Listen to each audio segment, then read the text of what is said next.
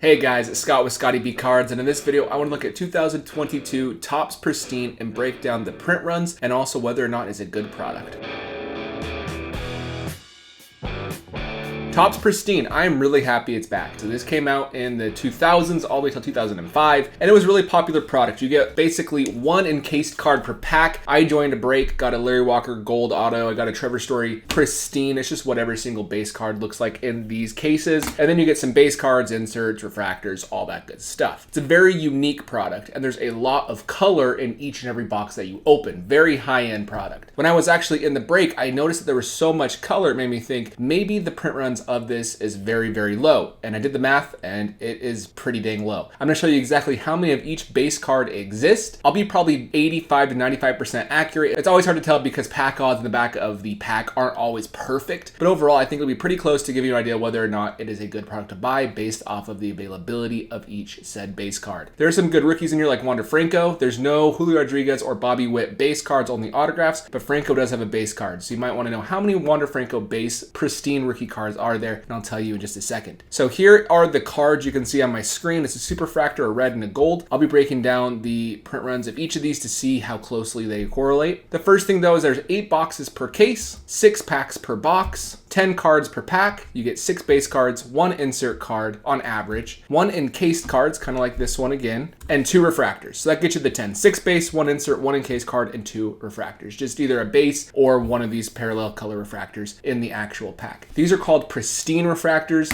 What you're seeing on the screen are actually the base refractors. The Pristine refractors come in the Pristine encased cards. So let's use the gold refractor odds to figure out how many base cards exist for each player in this set. The way we're going to do this is we need to know how many golds exist in the product. There are 300 cards in the base set, which is crazy because you only get 36 base cards per box. It's going to take you, 5 to 10 boxes to complete the base set, assuming you don't get duplicates of the same cards. So you're going to get 15,000 total gold cards. So we went 300 times 50 for the 15,000 total golds. Next thing is we want to know how many base cards it takes to get a gold refractor. There's 6 base cards per pack, and a gold is in 1 in every 9 packs. So if we multiply that together, you get 54 base cards to 1 gold. That's a very low ratio if you compare this to other chromium sets. 54 base to 1 gold is a super, super good deal. So next thing we do to get the actual print run is we go 1 over 54 equals 15,000 over X. Then you solve for X, and once you do, you get 810,000 total base cards in the print run. That's low. Again, then we divide that by 300. Once you divide the 810 by 300, you'll see there's only 2,700 of each base card. There's only 2,700 Wander Franco base cards in this set according to gold refractor odds. That's almost as low as the Topps Series 1 flagship gold parallel number to 2022. That's really low. One of the lowest I've ever seen in any hobby only product. And it's kind of exciting because this is a breath of fresh air from previous print runs going up. This is a really good deal and really makes the Topps Pristine brand feel more premium, in my opinion. If we increase that number to 7 base cards per pack to be safe, because there's that one insert, sometimes that one insert is a base card, that gives us 3,150. So still really low. Let's do the same thing with the red refractors. So we go 300 times 5 because the red refractor is a number to 5. That's 1,500 total reds. Then we go 6, because that's how many cards are in a pack, times 90. It's 1 in 90 packs for a red card, for 540 base cards to 1 red refractor. And then we do the same thing. 1 over 540 equals 1,500 over X. Solve for X. It's actually the exact same number of 810,000. We divide that by 300, 2,700 again. We do the same thing. We make it 7 base cards per pack and we get 3,150. If we jump to superfractors, let's do this. We need to know how many superfractors exist. Pretty easy. 1 times 300. There is a superfractor of the base card, and then there's an encased, I think, black parallel number to 1 as well, and that's the exact same odds as the superfractors. So really fun product. But you want to know how many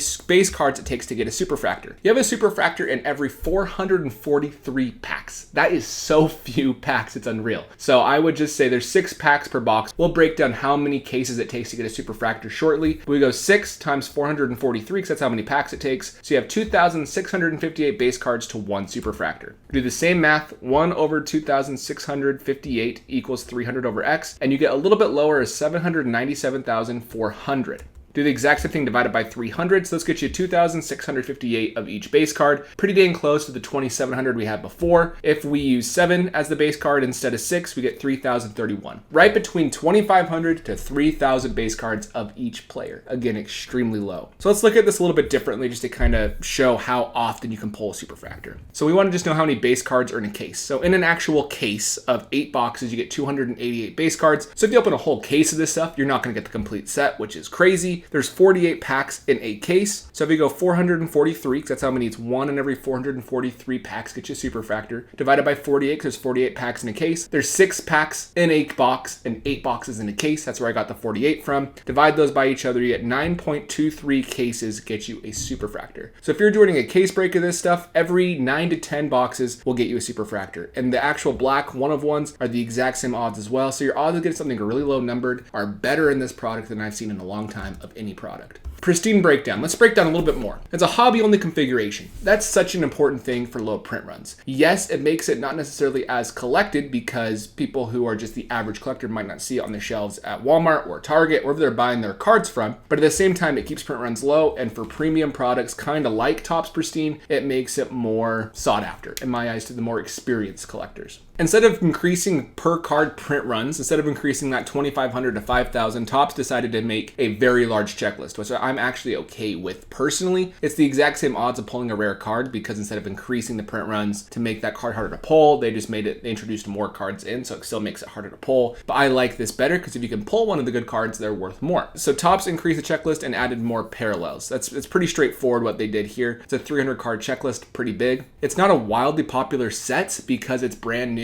as of, the last 15 years. I do hope that Topps Pristine catches on because I really enjoyed watching the breaks. Probably one of the most fun products I've personally seen in a long time. It's one of the best bets for low numbered cards. If you want to open a box, it's like $350 to $400 a box. If you want to open a box, it's going to run you $400. And if you do, you have a better odds of pulling a Superfractor or a red refractor than basically any other chromium product out there besides maybe Topps Chrome Bemballer. I don't know the odds there, but I know it's a lot more short printed, or even Topps Finest Flashbacks is another example of a hobby only product that doesn't have many cards in there. But it's a really good opportunity to pull a Superfractor or a red or a pink out of 15 and so forth. It's a very fun product. I highly recommend going and watching a break or two because there's actually 3 packs in each pack. So the first pack has the Pristine card and then it has another pack. And inside that pack, there's 2 refractors, and inside that pack, there's more base cards and so forth. So it's a really interesting set. There are autographs of Julio Rodriguez, Wander Franco, and Bobby Witt Jr., making this set a very collectible set for the long term as well. So overall, very fun set to look at. I highly recommend checking out the breaks. I don't recommend ever buying wax necessarily because the odds of making your $400 back is almost impossible. This Larry Walker Gold autograph, number 250, is only worth like $30. And that's a pretty cool card. In my opinion, I paid $20 for the spot, so I barely made money. So I would just say buy the singles you like, but if you're ever going to gamble by opening cards and you have the money, this is a pretty good set to look at. So other than that, thank you for watching, guys. Let me know in the comments below what your thoughts are on Topps Pristine, and I'll catch you in the next video.